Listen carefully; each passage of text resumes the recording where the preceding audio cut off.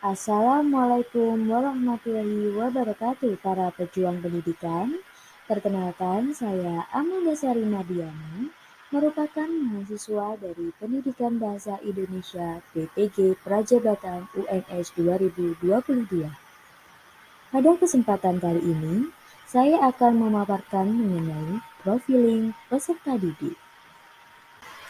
Dalam profiling peserta didik, saya menggunakan angket perkembangan yang digunakan sebagai alat pengumpulan data mengenai perkembangan peserta didik. Tujuan penyebaran angket ini guna mendapatkan data mengenai perkembangan karakter peserta didik sehingga dapat menentukan strategi, metode, media, pendekatan, dan model pembelajaran yang tepat. Sasaran observasi pada kegiatan kali ini yaitu bertempatan di SMP Negeri 4 Surakarta dan waktu pelaksanaannya yaitu pada 24 November 2022 serta subjek pada observasi kali ini yaitu peserta didik kelas 7E di mana saya mengambil 10 peserta didik untuk dijadikan sampel dalam observasi.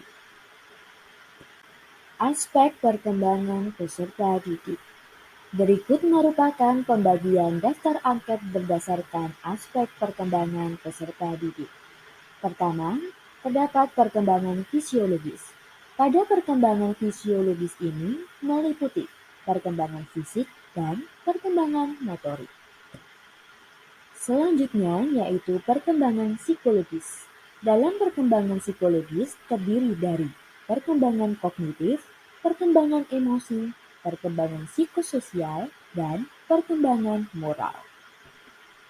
Terakhir yaitu perkembangan motivasi belajar peserta didik. Yang pertama, terdapat perkembangan fisiologis. Hal yang dibahas dalam perkembangan fisiologis yaitu perkembangan fisik. Terdapat beberapa pertanyaan yang digunakan sebagai tolak ukur dalam mengetahui perkembangan dan pertumbuhan fisik dari peserta didik, seperti masa pubertas. Selanjutnya yaitu perkembangan motorik.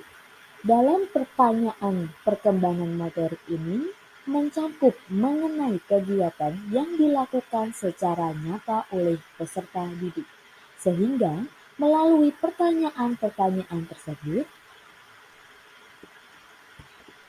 peneliti dapat mengetahui perkembangan motorik dari peserta didik. Perkembangan psikologis. Dalam perkembangan psikologis, hal yang dibahas yang pertama yaitu mengenai perkembangan kognitif peserta didik.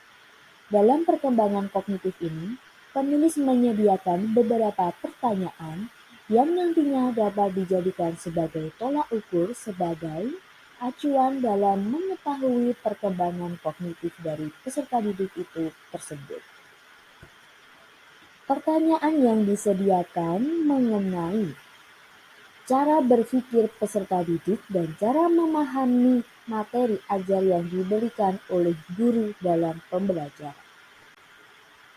Dalam perkembangan psikologis, hal yang dibahas selanjutnya yaitu mengenai perkembangan emosi. Dalam tabel tersebut terdapat beberapa pertanyaan yang digunakan untuk mengetahui emosi peserta didik atau perasaan peserta didik dalam berhubungan atau berkomunikasi dengan orang lain ataupun dalam pembelajaran. Selanjutnya yaitu mengenai perkembangan psikososial. Dalam perkembangan psikososial terdapat tabel di mana di dalamnya terdapat beberapa pertanyaan yang digunakan untuk mengetahui cara peserta didik dalam berkomunikasi dengan orang lain dan cara peserta didik dalam mengontrol dirinya sendiri. Untuk selanjutnya dalam perkembangan psikologis yaitu membahas mengenai perkembangan moral. Perkembangan moral ini dijadikan sebagai tolak ukur dalam mengetahui cara atau sikap peserta didik ketika dalam pembelajaran. maupun di luar pembelajaran. Pembahasan yang terakhir yaitu mengenai perkembangan motivasi belajar peserta didik. Pertanyaan dalam tabel tersebut berkaitan dengan bagaimana atau cara peserta didik dalam menentukan, mempertahankan, serta meningkatkan motivasi belajar mereka ketika pembelajaran. Sekian dan terima kasih telah menyimak pemaparan dari saya mengenai profiling peserta didik. Semoga pemaparan kali ini dapat bermanfaat bagi kalian, para pejuang pendidikan.